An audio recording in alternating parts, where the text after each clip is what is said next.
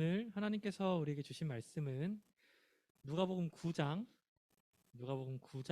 18절부터 27절입니다.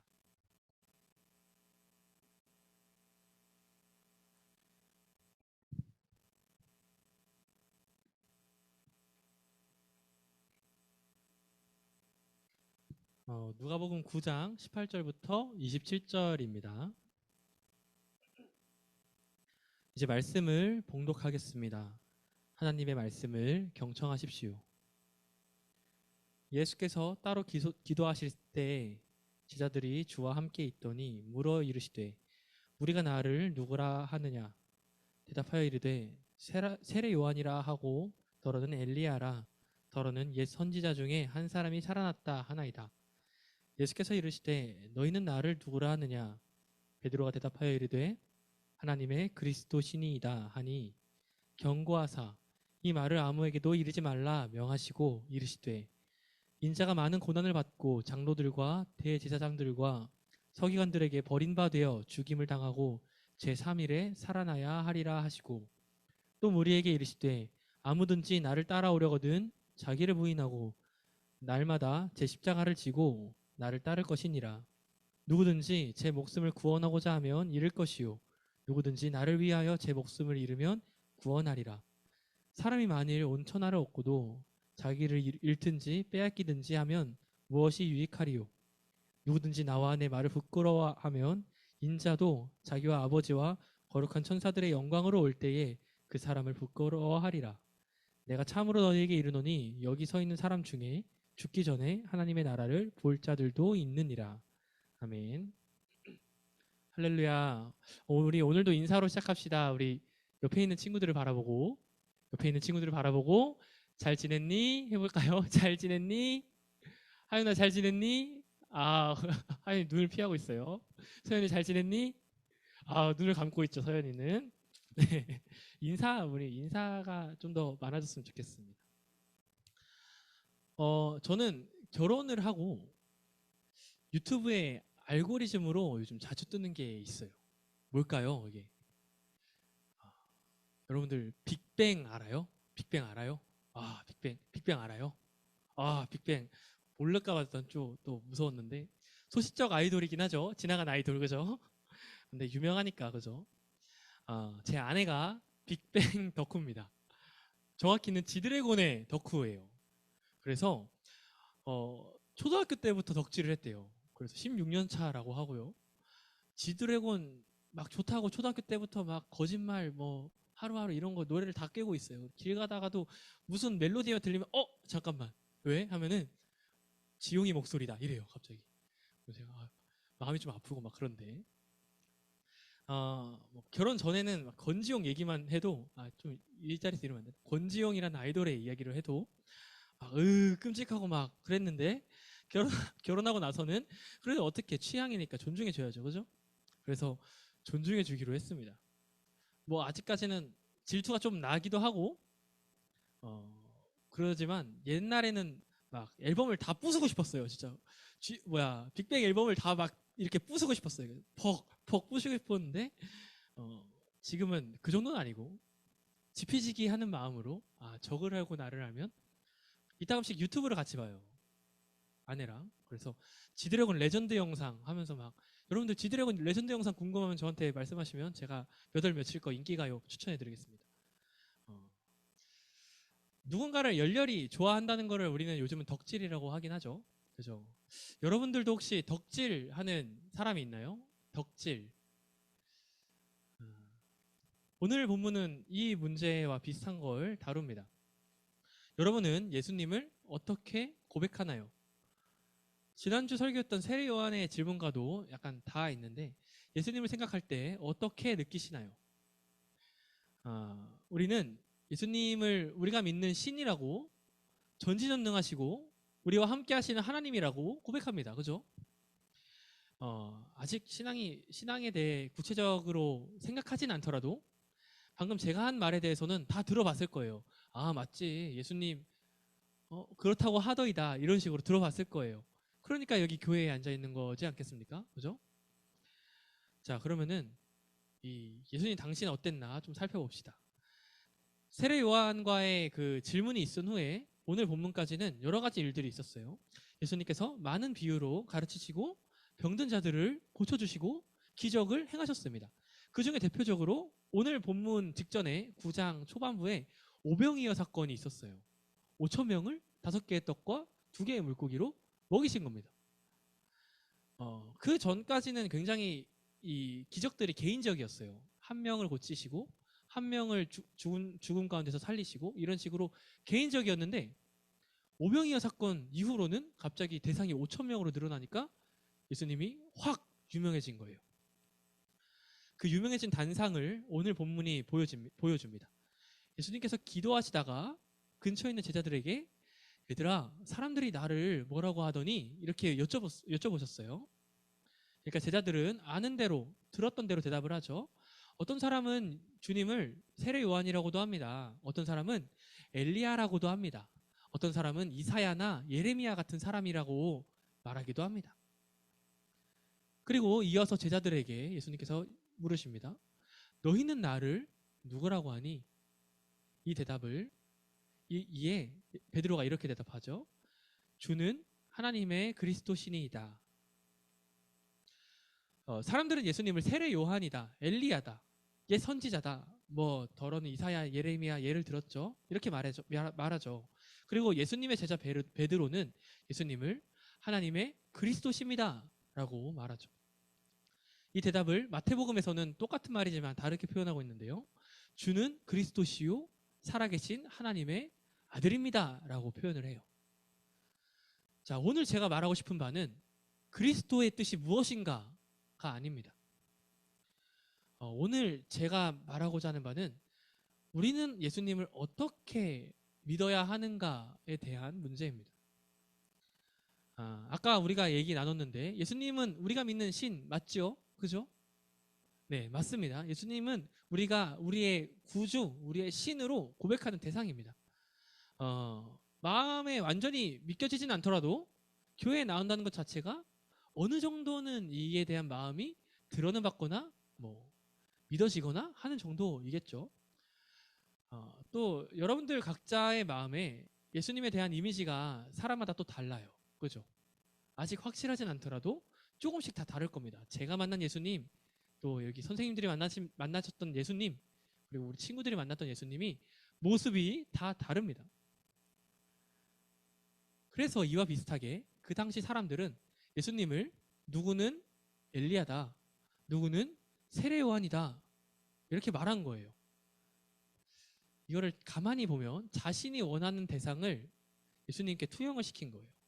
자, 한번 보겠습니다. 세례 요한을 실제로 보지 못한 사람들은 소문만 들은 사람들은 세례 요한의 얼굴은 모르니까 그런데 예수님께서 하시는 일이 소문으로 들렸던 세례 요한의 일과 비슷하니까 저 사람이 세례 요한인갑다 하고 세례 요한이라 생각하는 거고 또 로마와 헤롯의 폭정 가운데 힘들게 살고 있던 사람들은 마찬가지로 과거에 엘리야가 힘든 폭정 가운데 하나님의 일을 행했던 것처럼 예수님에게서 엘리야를 바라보는 거고요. 또 정말 희망 없이 살아가다가 예수님께서 보여주신 일로 말미암아 희망을 받던 사람들은 성경에 나오는 선지자들의 모습을 예수님에게서 보는 겁니다. 그러니까 자기가 보고 싶은 대로 예수님을 보는 거예요. 예수님을 따른 사람들은 예수님의 놀라운 기적을 바라보고 저 사람이 하나님의 일을 행하는 사람이다 라는 걸 모두 알았지만 동시에 그러니까 저 사람이 나를 이 절망에서부터 구해줄 거야. 또는 그러니까 저 사람이 나를 이 힘든 상황에서 이 로마의 괴롭힘 속에서 구해줄 거야. 이런 식으로 투영을 한 거예요. 우리는 예수님의 공생애를 알고 예수님께서 하나님의 살아계신 아들임을 알지만 그 당시 사람들은 예수님을 이제 경험하고 있으니까 이제 막 만나고 있으니까 하나님의 놀라운 일을 행하시는 예수님에게서 자신이 보고 싶은 것을 본 겁니다. 그것만 본 겁니다. 우리는 어떨까요? 우리는 예수님을 어떻게 바라보고 있을까요? 여러분 예수님께서 전지전능하시죠? 그죠? 믿으시죠? 예수님께서 능치 못하신 일이 없으시죠? 할 수 없는 일이 없으시죠? 정말 마음만 먹으면 다 하실 수 있는 분이란 걸 다 압니다, 우리는. 그죠? 그리고 나서 예수님께 어떻게 기도하냐고요. 전지전능하신 예수님, 제발 용돈 좀 주세요, 저에게. 살아계신 하나님, 저 친구가 저를 좋아하게 만들어주세요. 능력의 예수님, 제가 더 똑똑하게 해주세요. 예수님, 이번 문제 모르겠는데 찍었을 때 맞추게 해주세요. 이렇게 기도하진 않습니까? 어떤 목사님은 이런 신앙의 모습을 이렇게 평가하더라고요. 예수님을 무당으로 만든다. 무서운 말이죠. 예수님을 무당으로 만드는 행위다. 예수님을 우리의 소원을 이루는 요술램프의 지니로 만든다. 예수님을 구세주라 고백하는 게 아니라 나의 소원을 들어주는 부적으로 만든다. 기독교를 기복신앙으로 만든다. 이렇게 표현합니다. 이런 행위가 우리가 혹시 하고 있지는 않나요? 이런 행위들을. 저는 이 표현은 조금 무서우니까 이렇게 조금 완화해 보겠습니다. 예수님 이용하기요. 내 뜻대로 무언가 되길 바라면서 나의 계산대로 되어야 되는데 내 힘으로는 못하겠어. 이거를 할 수가 없어요. 그래서 제발요, 제발요 하면서 한 번만 도와주세요. 부탁을 하다가도 정작 그 일이 잘 되든 안 되든 지나가고 나면 땡입니다. 예수님 기억도 안 나요. 혹시 우리의 모습이 아닐까요? 물론 여러분, 제가 자신 있게 말하는 건요, 예수님을 전혀 믿지 않는 것보단 이렇게라도 믿는 게 낫긴 나아요. 그렇긴 하죠. M1 이렇게 동상 하나 만들어 놓고 거기다가 절하면서 앞으로 뭐 잘 되게 해주세요, 이렇게 되게 해주세요 하는 것보다 그 기도를 예수님 하나님께 드리는 게 훨씬 낫죠. 근데요, 한 가지 더 말씀드리고 싶은 건요, 믿을 거면 조금 더 제대로 믿자고요. 남들 믿는 것처럼 교회 다니네, 나도 한번 다녀볼까 해서 따라 나오는 거 말고, 남들이 기도하니까 기도하면 다 이루어진대, 내 욕망을 기도하는 거, 그런 거 말고 믿을 거면 좀 더 제대로, 조금 더 멋지게 믿자고요. 베드로 보십시오. 주는 그리스도시요 살아계신 하나님의 아들이십니다. 이렇게 말할 때 예수님께서는 베드로에게 또 다른 신비를 가르치십니다. 예수님께서 내가 죽었다 살아나야 한다를 가르치시고, 너희가 너희의 십자가를 지고 나를 따라와야 한다라고 가르치시고, 그렇게 살 때 너희에게 진정한 생명이 열릴 것이다 라고 신비를 가르치신다고요. 우리가 알고 있던 것보다 더 놀라운 신비를 가르치신다고요. 그냥 쉬운 기복신앙 말고 우리가 예수님을 제대로 믿길 원합니다. 여러분, 딱 해야 할 것만 하는 것보다 거기서 조금만 더 예수님께 우리의 믿음을 드렸으면 좋겠습니다. 사실 이 믿음이라는 것도 되게 아이러니해요. 그죠? 이제 세상 사람들은 무언가가 증명되어야 믿습니다. 여러분들도 아마 그럴 수 있어요. 미생물 막 바이러스를 분석해서 얘가 바이러스다 하고, 뭐 크게는 우주까지 별을 관측하고 은하수를 관측하고 뭐 은하단, 이렇게 우주의 영역까지 증명하고 증명되고 나서 믿죠. 그죠? 그런데 기독교 신앙은, 우리가 말하는 예수님을 믿는다는 믿음은 어떤 증명된 사실을 믿는 게 아니에요. 사실 이 성경책은요, 의심하고자 하면 끝도 없이 의심할 수 있습니다. 정말 이게 사실일까? 정말 이런 일이 있었을까? 의심하면 끝도 없어요. 우리가 말하는 믿음은 이 성경책을 의심해서 증명해서 믿자 하는 게 아니에요. 사실을 증명된 걸 믿는다는 그런 믿음이 아니라, 우리가 말하는 믿음은 증명하기 위해 믿는 겁니다. 좀 어려운 말일 수 있어요. 증명하기 위해 믿는다. 여러분, 해가 하늘에 떠 있는 걸 의심하는 사람이 있을까요? 나는 해가 하늘에 떠 있는 걸 의심한다. 그런 사람은 없을 겁니다. 그죠? 저희 의심하는 눈빛이 있었던 것 같은데 아닌 줄로 믿습니다. 근데 과학이 말하는 믿음은 당연한 걸 믿는다는 거, 그냥 당연한 걸 아는 것까지도 믿는 거래요. 근데 우리의 믿음은 확실하지 않지만 믿는 게 우리가 말하는 믿음이에요. 우리 그리스도인들이 말하는 믿음이에요. 히브리서 11장 1, 2절입니다. 믿음은 바라는 것들의 실상이요 보이지 않는 것들의 증거니, 이렇게 말하고 있어요.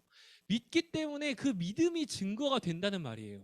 우리는 무언가 증명이 됐기 때문에 예수님을 믿는 게 아니라, 예수님이 구세주다라는 게 증명됐기 때문에 예수님을 믿는 게 아니라, 예수님을 믿다 보니 주님께서 나의 구주시고 나를 구원해 주시고 나의 구세주시구나라는 걸 믿게 된다라는 말이에요.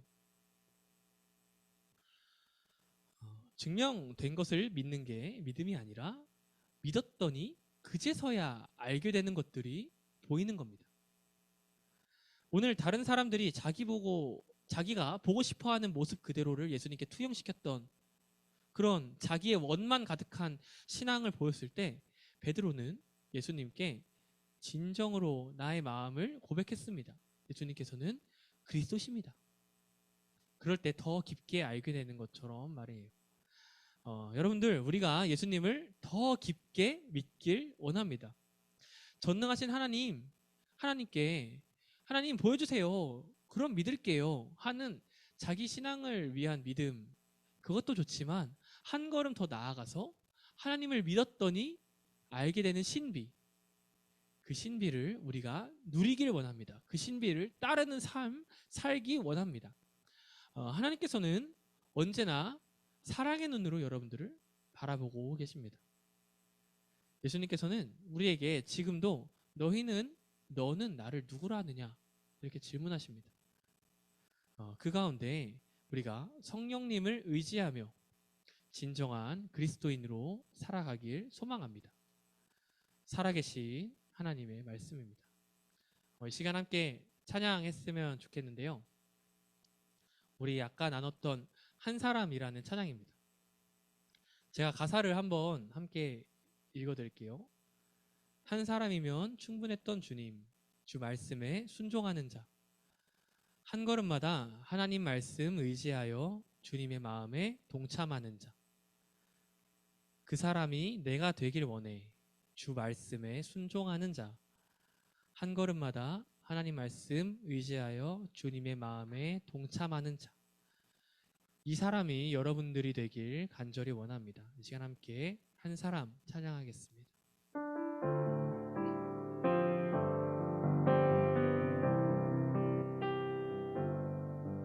한 사람이면 충분했던 주님, 주 말씀에 순종하는 자, 한 걸음마다 하나님 말씀을 지하여 주님의 마음에 동참하는 자, 그 사람이 내가 되길 원해. 주 말씀에 순종하는 자, 한 걸음마다 하나님 말씀을 지하여 주님의 마음에 동참하는 자, 나를 향한 계획 주님이 잘 아시네. 주를 향한 나의 삶, 전심으로 주께 경배해. 주님의 뜻 선하시며 언제나 함께 하시네. 주를 향한 나의 맘, 온 맘 다해 주께 신뢰해. 우리 시간 가능하신 분들은 일어나서 한 번 더 함께 고백했으면 좋겠습니다. 일어나서 찬양했으면 좋겠어요. 시간 함께 한 번 더 고백합시다. 한 사람이면 충분했던 주님, 주 말씀에 순종하는 자, 주 말씀에 순종하는 자. 한 걸음마다 한 걸음마다 하나님 말씀을 지하여 주님의 마음에 동참하는 자. 그 사람이 내가 되길 원해. 그 사람이 내가 되길 원해. 주 말씀에 순종하는 자, 주 말씀에 순종하는 자. 한 걸음마다 하나님 말씀을 지하여 주님의 마음에 동참하는 자. 나를 향한 계획, 주님이 잘 아시네. 주를 향한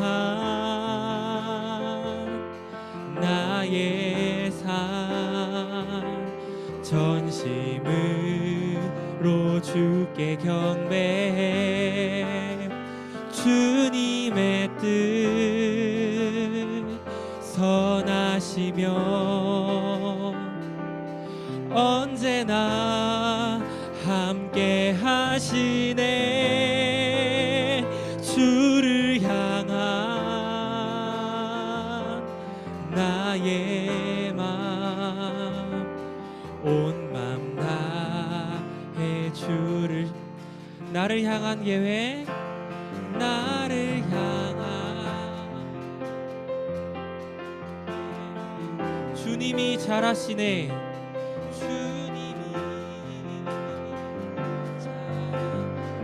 주를 향한 나의 삶, 주를 향한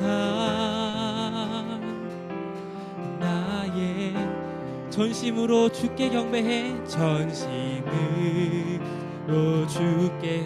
주님의 뜻 선하시며 주님의 뜻 선한 언제나 함께 하시네. 언제나 함께 하시네. 주를 향한 나의 마음,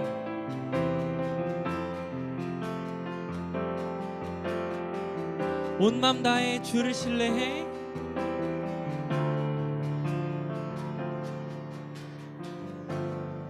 아멘. 그 한 사람 우리가 되기 원합니다. 이 자리에 모인 우리가 우리의 마음을 다하여 주님의 말씀에 순종하고 주님께서 가르쳐 주신 그 말씀 가운데 우리의 삶을 드리며 나아가는 주님의 제자 되기를 원합니다. 이 시간 함께 한번 기도합시다. 하나님, 나의 마음 가운데 주님께서 가르쳐 주신 믿음, 내가 그 믿음 의지하여 주를 더 알기 원합니다. 의심해서 주님을 알기 원하는 게 아니라 믿어서 주를 더 알기 원합니다. 오늘의 베드로처럼 주님은 그리스도시요 살아계신 하나님의 아들이십니다.